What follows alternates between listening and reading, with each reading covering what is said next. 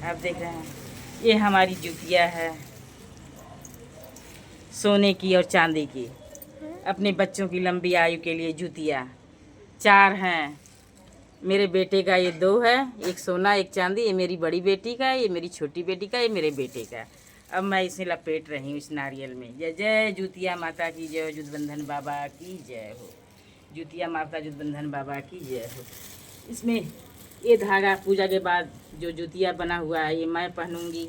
बच्चों के लिए ये धागा मैं अलग से ली हूँ, 5 धागा।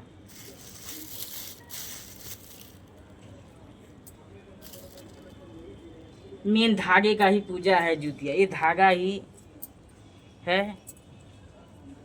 अब इनको भी लपेट देती हूँ, जो मैं अपने बच्चों को पहनाऊंगी इस धागे को भी लपेट दे रही हूँ।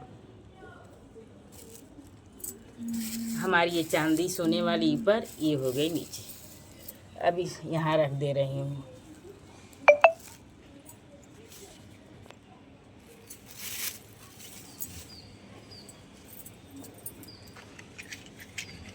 जय हो जूतिया माता जुटबंधन बाबा की जय हो।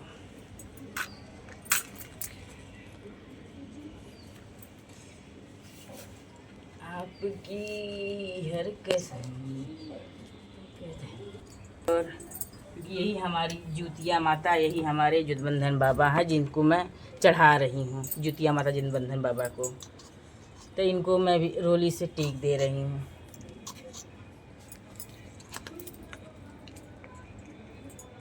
एक तरह से ये भी जूतिया माता जुटबंधन बाबा ही हैं। मेरे जुटबंधन भगवान आपको अर्पण कर रही हूँ, मेरी जूतिया माता आपको अर्पण कर रही हूँ, आपको चढ़ा के।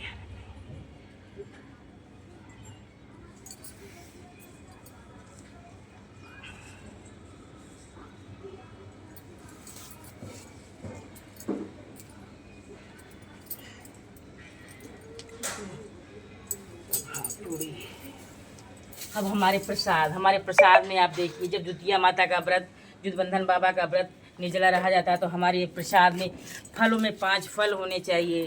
5 फल आप जो जो पूजा पाठ में चढ़ते हैं। हमारा ये सेव हो गया, अनार हो गया, केला हो गया और ये जो है खीरा हो गया। 5 फल पूरा करने के लिए नींबू हो गया। और ये चना तो अन्न में है, ये भी चढ़ता है। दिखाऊँ जूतिया बाबा जुटबंधन बाबा को मैं ये पूड़ी हलवा चढ़ा रही हूँ। जय हो जय हो जय हो। एक फल नारियल, एक सेव, एक खीरा, केला ये चढ़ा दे रही हूँ। ये नारियल फल के रूप में है ही मेरा। ये मीठे के रूप में ये प्रसाद जो मेन बनता है हमारा, ये चीनी का पाक दिया हुआ, ये भी जूतिया माता का मेन प्रसाद है। जुटबंधन माता जूतिया मेन प्रसाद, ये चीनी की मठरी टाइप की गोल गोल बनाई जाती है चीनी पूड़ी। इन्हें भी मैं अर्पण कर रही हूँ जूतिया माता जुटबंधन बाबा को।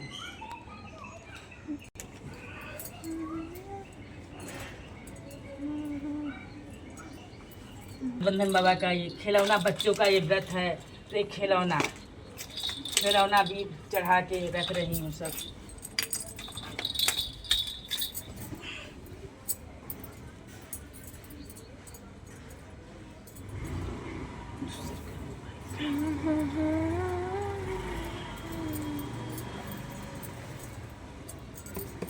अब उधर जाओ, उधर से बरियरा का ये पौधा है, ये भी चढ़ता है जूतिया माता जुटबंधन बाबा को।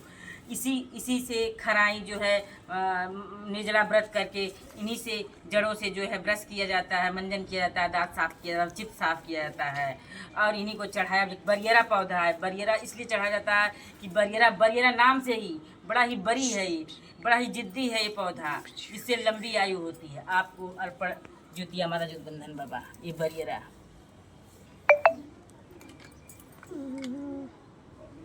बरियरा पौधे को मैं ये तिलक कर दे रही हूँ। जय हो। तिलक करती हूँ बरियरा पौधे के पत्तों को।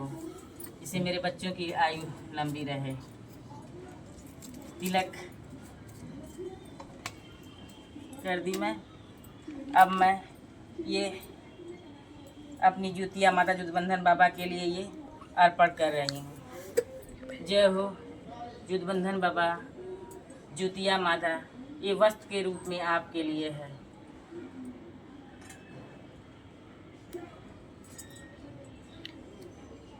अर्पण करके जुतिया माता जुटबंधन बाबा को अर्पण करके यहाँ ये वस्त्र रख दे रही हूँ। जय हो जुतिया माता जुटबंधन बाबा की जय हो। अब ये हल्दी का लगा हुआ मेन घोल जो मैं जबर कथा कहूँगी, ये हल्दी और चावल का घोल है।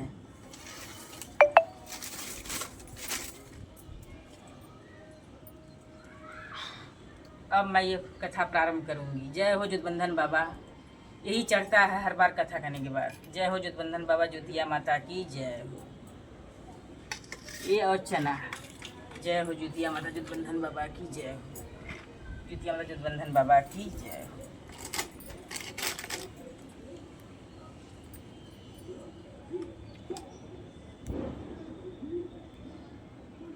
व्रत कथा, जुटबंधन बाबा जुतिया माता व्रत कथा। व्रत कथा का प्रारंभ महाभारत काल से। महाभारत जुतिया माता जुटबंधन बाबा का व्रत करने का प्रारंभ महाभारत काल से शुरू हुआ।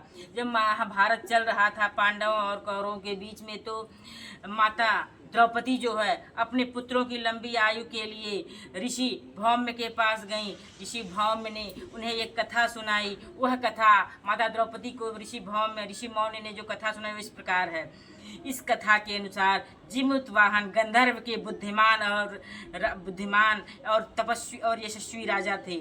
जिमुतवाहन शासक बनने से संतुष्ट नहीं थे और परिणाम स्वरूप उन्होंने अपने भाइयों को अपने राज्य की सभी जिम्मेदारियां दी और अपने पिता की सेवा के लिए जंगल चले गए। एक दिन जंगल में भटकते हुए उन्हें एक बुढ़िया विलाप करती हुई मिलती है। उन्होंने बुढ़िया से रोने का कारण पूछा। इस पर उसने उसे बताया कि वह सांप नागवंशी के परिवार से है और उसका एक ही बेटा है। एक शपथ के रूप में हर दिन एक सांप पक्षी राज गरुड़ को चढ़ाया जाता है और उस दिन उसके बेटे का नंबर था। उसकी समस्या सुनने के बाद राजा जिमुतवाहन ने उन्हें आश्वासन दिया कि वह उनके बेटे को जीवित वापस लेकर आएंगे।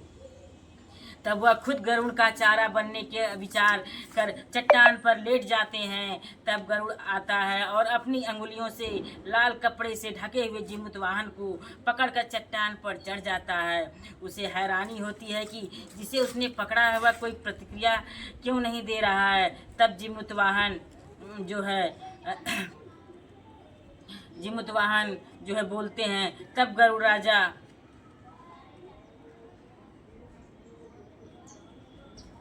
चढ़कर उसे हराते हैं। पकड़कर चट्टान पर चढ़ जाता है। उसे हराना होता है। जिसे उसने पकड़ा है वह कोई प्रतिक्रिया क्यों नहीं दे रहा है। तब वह जिमुतवाहन से उनके बारे में पूछता है। तब गरुड़ जिमुतवाहन की वीरता गरुड़ देव जी है जिमुतवाहन की वीरता क्योंकि वो बिल्कुल छटपटाते नहीं है। जिमुतवाहन एकदम सुनसान शव की तरह लाश की तरह पड़े हुए हैं, उनके चोंच में लिपटे पड़े हैं। जिमुतवाहन की वीरता परोपकार से प्रसन्न होकर सांपों से कोई बलिदान नहीं लेने का वादा करता है और मान्यता है कि तभी से ही संतान की लंबी उम्र और कल्याण के लिए जितिया व्रत किया जाने लगा। यह जितिया व्रत का प्रारंभ महाभारत काल से है। बहुत ही पुराना, बहुत ही तपी व्रत है ये, बहुत ही निर्जला व्रत है ये। इसमें घोर तप है। इस व्रत में यही है कि देखिए जिमुतवाहन जो एक सच्चे मन स्वभाव का राजा था और किसी का वह दुख नहीं देख पाया और बुढ़िया से कहा मैं जाऊंगा और बड़े ही साहस और वीरता के साथ वह गरुड़ राज के चोंच में समाये हुए, लेकिन उन्होंने एक बार उफ नहीं किया। गरुड़ राज ने उनकी वीरता, साहस और परोपकार से प्रसन्न होकर उन्हें छोड़ दिया और फिर उन्होंने अपना प्राण भी छोड़ दिया। सभी नागवंशियों को उन्होंने आराम से जीवन जीने दिया। जय जय जिमुतवाहन बाबा की जय हो, जिमुतवाहन बाबा की जय हो, जुतिया माता की जय। जैसे गरुड़ राज ने जिमुतवाहन पर दया किया वैसे ही आप भी दया मेरे बच्चों पर भी बरसाएं। जय हो जुतिया माता जुटबंधन बाबा की जय हो। पहली कथा मेरी प्रारंभ हुई ज्योतिया माता जुटबंधन बाबा की। जय हो जय ज्योतिया माता जुटबंधन बाबा की जय हो।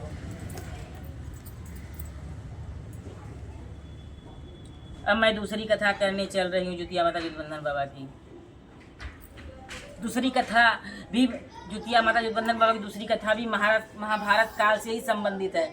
महाभारत में युद्ध में पिता की मृत्यु के बाद अश्वत्थामा जो है कौरवों के पक्ष में युद्ध कर रहे थे, जो कि ऋषि के पुत्र थे और उनके पिता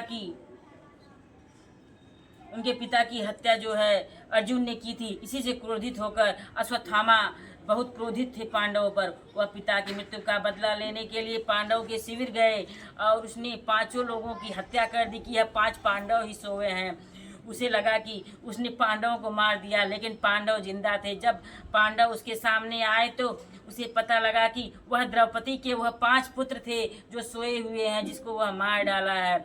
यह सब देखकर अर्जुन ने क्रोध में अश्वत्थामा को बंदी बनाकर दिव्य मणि छीन ली। अश्वत्थामा के मस्तक में दिव्य मणि थी, जिसे चिरायु दीर्घायु कभी न मरने का जो है आशीर्वाद था। वो मणि के वजह से ही वह बलिष्ठ था।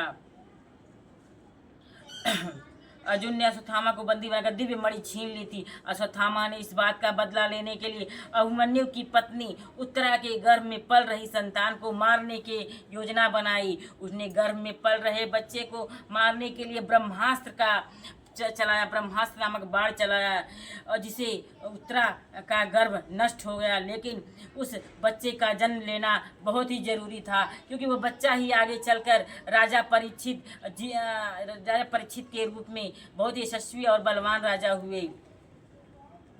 भगवान कृष्ण ने जो है उस बच्चे को अपने प्रताप से, अपने आशीर्वाद से जिंदा कर दिया। उत्तरा के गर्भ में मृत बच्चे को श्री भगवान कृष्ण ने जनार्दन कृष्ण भगवान ने जिंदा कर दिया। गर्भ में मरकर भी वह बच्चा, उत्तरा के गर्भ में मरकर भी वह बच्चा जीवित हो, कृष्ण भगवान के आशीर्वाद से जीवित हुआ। इस तरह उत्तरा के पुत्र का नाम जीवित पुत्रिका पड़ा। जीवित पुत्रिका, उत्तरा के जो अर्जुन की पत्नी उत्तरा थी, उनके पुत्र को अश्वत्थामा ने मारा, जिसे भगवान कृष्ण ने जिंदा किया गर्भ में। उन्हीं के उत्तरा के पुत्र का नाम जीवित पुत्रिका पड़ा और परीक्षित हुआ। तब से संतान की लंबी आयु के लिए जितिया व्रत किया जाने लगा। महाभारत काल में यह दूसरी कथा है कि उत्तरा के गर्भ पे जब ब्रह्मास्त्र से अश्वत्थामा ने वार किया तो उनका पुत्र नष्ट हो गया, लेकिन भगवान कृष्ण ने उनके पुत्र को पुनः जीवित किया, क्योंकि उनका पुत्र ही आगे चलकर अपने इस भारत नगरी का जो है एक बहुत महत्वपूर्ण अंश के रूप में, एक बहुत बड़े प्रतापी राजा के रूप में राजा परीक्षित होंगे, ज्योति पुत्रिका होंगे। ज्योति बाबा की जय हो, माता ज्योतिया की जय हो।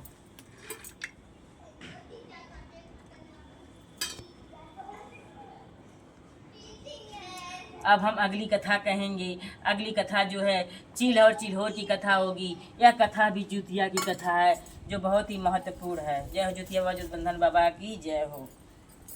तीसरी कथा ज्योतिया माता जुटबंधन बाबा के व्रत में 3 कथाओं से व्रत पूर्ण होता है, या फिर 5 कथाओं से। मैं तीसरी कथा कहने चल रही हूँ ज्योतिया माता की। जय हो ज्योतिया माता की जय हो, जय जुटबंधन बाबा की जय हो। आपके नाम तीसरी कथा। ज्योतिया व्रत कथा के अनुसार लोमड़ी नर्मदा नदी के पास हिमालय के जंगल में रहते थे। दोनों ने कुछ महिलाओं को पूजा करते और उपवास करते देखा, खुद भी इसे करने की कामना की। उपवास के दौरान लोमड़ी को बहुत भूख लगी और वह जाकर चुपके से मरे हुए जानवर को खा लिया। दूसरी ओर चील ने पूरे समर्पण के साथ व्रत का पालन किया और उसे पूरा किया। अगले जन्म में दोनों ने मनुष्य रूप में जन्म लिया। चील के कई पुत्र हुए और वह सभी जीवित रहे, लेकिन सियार के कई पुत्र हुए, लेकिन मरे हुए होते हुए मर जाते थे। इससे बदले की भावना से उसने चील के बच्चों को कई बार मारने का प्रयास किया, लेकिन वह सफल नहीं हो पाई। बाद में चील ने सियार को अपने पूर्व जन्म की जितिया व्रत के बारे में बताया। इस व्रत से सियार ने भी संतान सुख प्राप्त किया। इस तरह यह व्रत संतान सुख की प्राप्ति के लिए जगत में प्रसिद्ध है। जय हो जुतबंधन बाबा जुतिया माता की जय हो। जुतबंधन बाबा जुतिया माता की जय हो। आपकी ये तीसरी कथा भी पूर्ण हुई। जय हो जुतबंधन बाबा जुतिया माता की जय हो।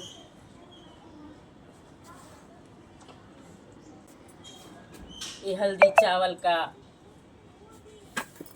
हल्दी बहुत ही शुभ, अपने हिंदू धर्म में हल्दी और चावल बहुत ही शुभ होता है। ये हल्दी और चावल का ये जो है घोल, जिसे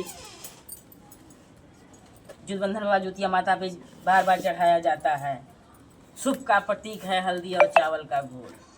3 कथा ये पूर्ण हुई। अब हम जो है जुतिया बाबा जुतबंधन बाबा से जो है बड़े ही विनम्र हो गए कामना करेंगे कि वो जैसे उन्होंने जुतवाहन भगवान को जुतिया माता जुतबंधन बाबा ने जैसे उत्तरा के गर्भ में उनके पुत्र को जीवित करके जीवित पुत्र का व्रत जैसे महिलाएं निर्जला रहती हैं, वैसे ही बच्चों को, व्रती महिलाओं के बच्चों को भी दीर्घायु प्रदान करें, चिरायु प्रदान करें, दीर्घायु लंबी उम्र प्रदान करें। जय जय जय हो जुतबंधन बाबा जुतिया माता की जय। कार है, एक राज्य में एक राजा और एक रानी थे। उनके कोई संतान नहीं थी, लेकिन वो जो है राजा जंगल में उदास होकर बैठे हुए थे और वहाँ से ऋषि मुनि गुजर रहे थे। बोले राजा आप उदास क्यों हो? उन्होंने कहा कि हमें कोई पुत्र नहीं है। कहते हैं राजा घबराओ मत, आपको जरूर पुत्र होगा। तो उन्होंने आम दिया, कहे आम जाके अपनी रानी को खिला देना, जरूर पुत्र होगा। लेकिन यह पुत्र जो है, आप पहला पुत्र, चाहे पुत्री हो चाहे पुत्र हो, आप गंगा माँ को समर्पित करेंगे। लेकिन जब राजा को पुत्र और पुत्री रत्न दोनों प्राप्त होते हैं, पुत्र का नाम हरिश्चंद्र रखते हैं और पुत्री की नाम जो है शिवांगी रखते हैं। हरिश्चंद्र और शिवांगी होते हैं। लेकिन दोनों पति पत्नी जो है गंगा माँ की तरफ, गंगा माँ का पूजन करना भूल जाते हैं, ना ही उधर जाते हैं, क्योंकि पहला पुत्र गंगा माँ को दान करने के लिए कहा गया था, उन्होंने दान नहीं किया। जब हरिश्चंद्र बड़े होते हैं तो उनको विवाह के लिए गंगा उस पार से ही आते हैं, गंगा इस पार से नहीं आते हैं। गंगा मैया अति क्रोधित रहती हैं, क्योंकि उन्होंने गंगा माँ का विधि विधान से ना ही पूजन किया, ना ही क्षमा याचना किया। वो जो है बस अपने पुत्र को उधर नहीं भेजते थे खेलने के लिए, ना ही उधर खुद जाते थे। वो जो है सोचते थे कि हमें उधर नहीं जाएंगे, क्योंकि हमारा पुत्र है, गंगा माँ ले लेंगी, और ना ही उधर जाते थे, ना ही पूजा करते थे। जब हार गए तो आखिरी में गंगा पार से ही शादी तय हुई हरिश्चंद्र की। अब बारात जा रही है, गंगा मैया ने डोंगा जो है हिलाने लगी। गंगा मैया, सभी बाराती कहे गंगा मैया क्या हुआ क्या हुआ, कोई नाराज के गंगा मैया ने कहा कि हरिश्चंद्र के पिता ने यह व्रत किया था कि उनको चाहे पुत्र हो चाहे पुत्री, पहला पुत्र उनको दे देंगे। लेकिन उन्होंने देना दूर, ये हमारे यहाँ आते भी नहीं बच्चों के खेलने देने आते हैं, ना ही हमारी पूजा की है इन दोनों लोगों ने। हम आज हरिश्चंद्र को लेके रहेंगे। लेकिन सभी ने बड़ी क्षमा याचना की, मैया अच्छा जाने दीजिए, जान जी विवाह के लिए हरिश्चंद्र जा रहे हैं, विवाह करके लौट आएंगे तो आप ले लीजिएगा हरिश्चंद्र जी को। हरिश्चंद्र जो विवाह के लिए जाते हैं, हरिश्चंद्र का विवाह होकर पुनः वापस आते हैं, डोंगे पे वापस आते हैं, तो पुनः गंगा माँ लहर मार के हरिश्चंद्र को ले लेती हैं, बाकी सबको छोड़ देती हैं। इस तरह से गंगा माँ हरिश्चंद्र को अपने पास ले लेती हैं और गंगा माँ के पास हरिश्चंद्र जो है रहने लगते हैं। हरिश्चंद्र के लिए गंगा माँ ने दूध लगाया, दही लगाया, सब कुछ लगाया। दिन ब दिन खाते पीते हरिश्चंद्र जो है बड़े ही बलिष्ठ हो जाते हैं। लेकिन हरिश्चंद्र को अपनी पत्नी की याद आती थी, और वो जो दूध देने वाली आती थी, कहते थे उससे कहने लगे कि हमारी पत्नी उस गांव की है, बेचारी कैसे रह रही है, हमें बड़ी याद आ रही है, आप लिवा ले आइए। वो जाती है उस पार से, लिवा ले आती है मक्खी का रूप लेके, और हरिश्चंद्र के पास उनकी पत्नी भी आ जाती है। पति पत्नी दोनों ही हर्षोल्लास के साथ गंगा माँ के पास रहने लगते हैं।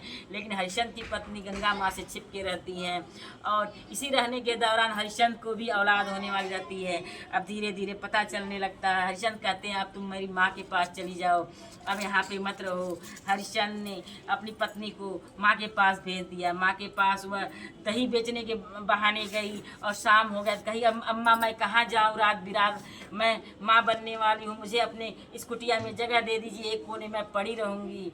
तो माँ मान गई, माँ रहने दो, बेचारी माँ बनने वाली है। वहीं रह गई। उसी रात हरिश्चंद्र को एक सुंदर, हरिश्चंद्र की पत्नी को एक सुंदर पुत्र रत्न की प्राप्ति हुई। तो वो जिद करने लगी कि यह आप ही का बेटा है, यहीं रहेगा, यहीं मैं रहूँगी। हरिश्चंद्र की माँ गुस्सा हो गई, कहे नहीं, मेरा बेटा तो गंगा माँ ले ली, मेरी मेरी तुम बहू नहीं हो। लेकिन कहे नहीं, ऐसा नहीं है तो आप जो है अपने इस पोते की बरही करवाइए और सबको निमंत्रण दीजिए, गंगा मैया को भी निमंत्रण दीजिए। तो और हरिश्चंद्र भी एक दिन देख लिए, हरिश्चंद्र को भी माँ ने देख लिया, तब विश्वास हुआ। तो उन्होंने उनकी हरिश्चंद्र के माता पिता ने अपने पोते की बरही के लिए गंगा मैया को भी निमंत्रण दिया। गंगा मैया हरिश्चंद्र को साथ में लेकर आई। तो जब भी गंगा मैया आई तो माँ चिकोटी काट देती थी अपने बच्चे को। तो गंगा मैया कहती, बच्चा क्या मांग रहा है? तो सब लोग कहते थे बच्चा खिलौना मांग रहा। तो गंगा मैया खिलौना दे दी। फिर चिकोटी काट के बच्चा क्या मांग रहा है? बच्चा धन दौलत मांग रहा है, धन दौलत दे देती थी। अब फिर चिकोटी दादा दादी काटे, बच्चा क्या मांग रहा है? बच्चा अपना बाप मांग रहा है।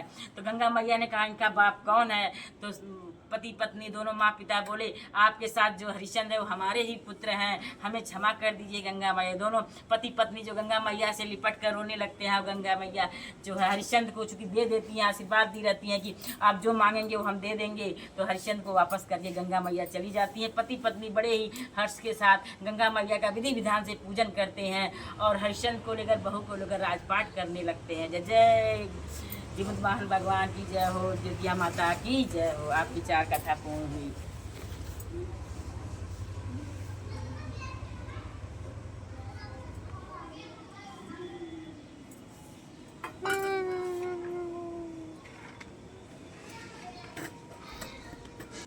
चलो 5वीं कथा। जय हो ज्योतिया बाबा ज्योतिबंधन, जो ज्योतिबंधन बाबा ज्योतिया माता की जय हो। आपकी 5वीं कथा। एक राजा और एक रानी थे। उनके उस राजा को, रानी को कोई पुत्र नहीं पैदा, इसलिए 3 विवाह किए और तीनों में किसी को पुत्र नहीं हुआ। तो राजा जो है पुनः जाके उदास होके जंगल में बैठे। और तो राजा जब जंगल में उदास होके बैठे तो उधर से ऋषि आए, बोले क्यों उदास हैं? कहने लगा कि हमें कोई पुत्र नहीं है। कह लो ये आम लो, अपनी तीनों रानियों को बांट देना और सबको पुत्र होगा। और राजा ने ले जाके एक एक आम सबको दिया। सब जो एक छोटी रानी जो काम कर रही थी घर में, उसको 2 रानियों ने आम नहीं दिया और दोनों ने मिलकर खा लिया। छोटी को आम नहीं दिया। तो उन दोनों को तो बच्चा नहीं हुआ, लेकिन छोटी रानी को, जिसको उन्होंने आम नहीं दिया, उसको जो है एक सुंदर पुत्र और एक पुत्री जुड़वे के रूप में जन्म लिए। तो दोनों जो रानियां थी कहेंगी अब तो इसका महत्व बढ़ जाएगा, राजा हम लोग को निकाल देंगे और ऐसा करते हैं, इसको हम लोग फेंक देते हैं, मरवा डालते हैं। तो अपने जो है दरबारियों को, अपने सैनिक को देकर कहे इसको जाओ फेंक के मार डालो। जो सैनिक ले जाता है वो मारता नहीं, दया आती है। वो कोहार के आवे पे दोनों लड़के लड़की को रख देते हैं और चले आते हैं, क्योंकि उन्हें दया आ गई होती है। अब कोहार को भी कोई लड़का लड़की नहीं था। बड़े ही खुशी मन से कोहार ने उन दोनों बच्चों को पालन पोषण किया। वो बच्चे थोड़े बड़े हो जाते हैं, खेलने लायक हो जाता है। तो कोहार ने जो है मिट्टी का घोड़ा लगाम बना के बच्चे को दिया और उससे खेलता था। वो जो जाके जो है गंगा नदी के तीरे खेलता था, जहाँ रानियां नहाने जाती थीं। काठे का लगाम घोड़ा साले पानी पी। तो रानियां कहती थी कहीं काठे का लगाम घोड़ा साला पानी पीता है। तो उन्होंने कहा राजा को, चूँकि दोनों रानियों ने बता दिया था कि ईंट पत्थर तो हुआ है, उसको पैदा कहाँ हुआ है बच्चा, तभी तो राजा उसकी माँ को कौवा हकनी बना दिए थे। और जब इस तरह से कहने लगे कि घोड़े काठा का घोड़ा पानी पी, तो कहीं कहीं ईंट पत्थर भी औरतें बच्चा पैदा करती हैं।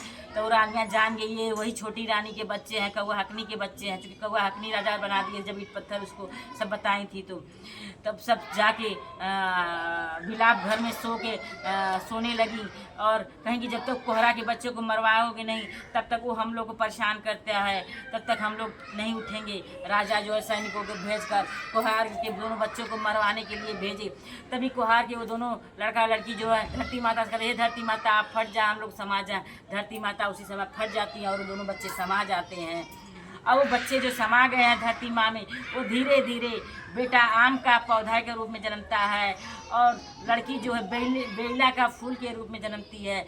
लेकिन दोनों धीरे धीरे बड़े होते हैं तो बेला का जब फूल फूलता है इतना महक जाता है, पूरा राज्य महक जाता है।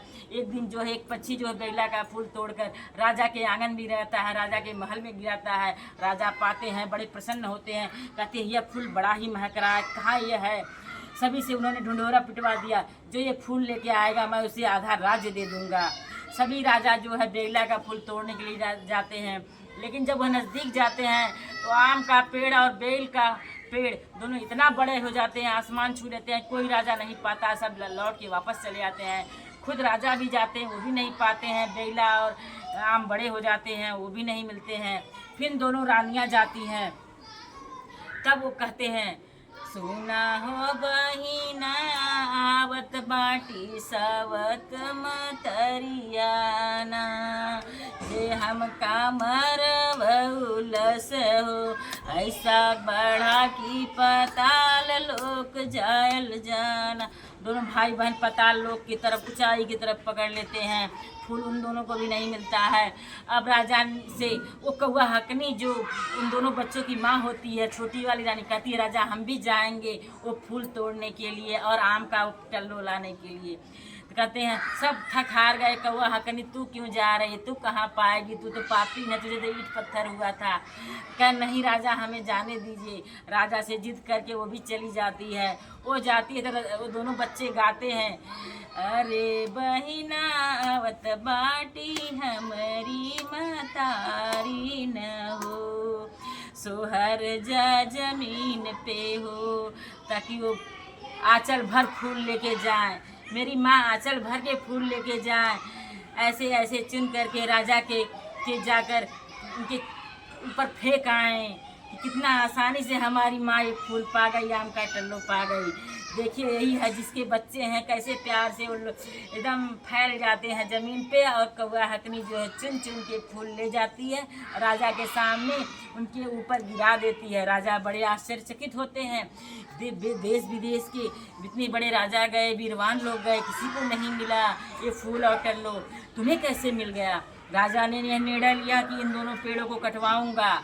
अब कटवाने के लिए उन्होंने आरा लेकर लोहार को भेजा। लोहार काट रहा तो उसमें से आवाज़ आई धीरे धीरे काटा नहीं कट जाए अंगुरी का फूल। जब इस तरह से गाना आवाज़ आई तो फिर धीरे धीरे काटते काटते हिम्मत करके काटे तो उसमें से एक सुंदर सा बेटा, एक सुंदर सी बेटी निकली। दोनों जो रानियां थी कहने मेरा बेटा मेरी बेटी, मेरा बेटा मेरी बेटी। कौआ हकनी के तो दोनों बच्चे थे, तो कौआ हकनी के नहीं ये मेरे बेटे बेटी हैं, मैं फूल ले आई हूँ, ये मेरे बेटे बेटी हैं। वो दोनों लगे हाँ ईंट पत्थर पैदा करने वाली इनके बेटे हुए, इनके बेटे कहाँ से हुए, तो ईंट पत्थर पैदा की थी। राजा ने कहा, तब निर्णय अच्छा लिया राजा ने कहा कि ऐसे नहीं मानूंगा मैं, जो है एक करहा जो है 7 तवा छेद कर जिसका दूध बच्चे के मुख में जाएगा उसका बेटा होगा। उन दोनों के बच्चे तो थे नहीं, दूध कहाँ से निकलेगा। कौआ हकनी और के ने 7 तवा छेद करके बच्चे के मुंह में दूध गया। राजा जान गए कि ये मेरी छोटी रानी के दोनों बेटे हैं। वो दोनों रानियों को उन्होंने जिंदा जलवा के कुएं में ढकवा के समवा दिया और छोटी रानी के साथ अपने दोनों बेटों के साथ लेकर राजपाट करने लगे। जय जय हो जुतबंधन बाबा की जय हो, जुतिया माता की जय हो। 5 कथा मेरी जुतिया बाबा, जुतबंधन बाबा और जुतिया माता की 5 कथा मेरी ये पूर्ण हो गई। जय हो जय हो जय हो, जुतबंधन बाबा की जय हो। मैं ये लेपन पूरा गिरा देती हूँ, इसी से मेरी कथा ये पूर्ण मानी जाती है क्योंकि बड़ा ही शुभ होता है हल्दी और चावल का लेपन है। ये 5 कथा मेरी पूर्ण हो गई। जय हो जुतिया माता की जय हो, जुतबंधन बाबा की जय हो। जय हो जुतिया माता, जुतबंधन बाबा की जय हो। जैसे आपने जुतवाहन की रक्षा की, जैसे आपने उत्तरा के पुत्र के गर्भ में ही भगवान कृष्ण ने बचाया, तब से जुतवाहन नाम पड़ गया। जब जुतिया व्रत किया जाए तो ऐसे ही उत्तरा के पुत्र की तरह सब हमारे भी पुत्र की रक्षा करिएगा। हे जुतवाहन बाबा, हे जुतिया माता, जैसे आपने चील के बच्चों की रक्षा की वैसे ही मेरे बच्चों की रक्षा करिएगा। हे जुतबंधन बाबा, हे जुतिया माता, जैसे जिमुतवाहन ने उस बुढ़िया के बालक की रक्षा की। जुद वाहन भगवान ने उस बुढ़िया के पुत्र की, सही मेरे पुत्र बच्चों की रक्षा करिए, मेरी बेटियों की, मेरे बेटों की रक्षा करिएगा। जय हो जुतिया माता की जय हो, जुटबंधन बाबा की जय हो, जय हो जुटबंधन बाबा की जय हो। हमारी ये व्रत जो है पूजन विधि पूर्ण हुई। क्षमा याचना जुटबंधन बाबा, जुतिया माता, कोई भूल चूक हुई तो क्षमा कर दीजिएगा।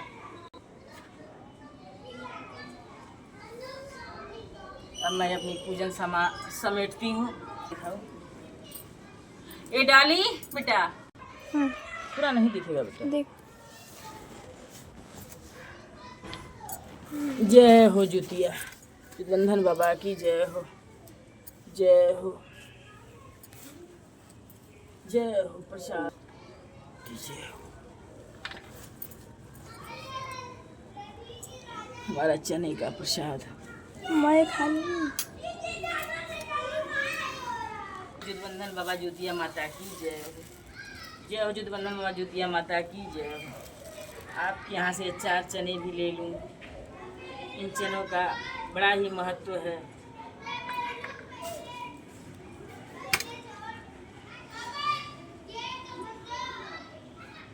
ये जुतिया माता जुटबंधन बाबा।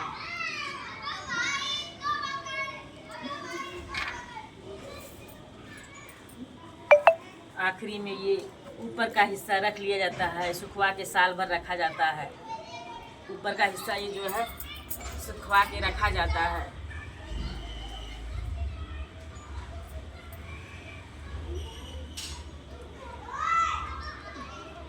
ये मेरी 2 हो गई, ये 2 सुखवा के रखा जाएगा।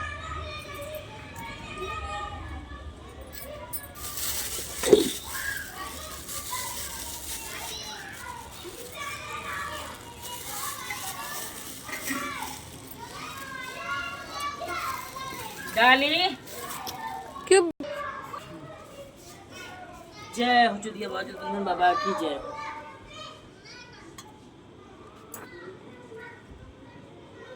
जय हो जुतिया माता जुटबंधन बाबा की जय हो।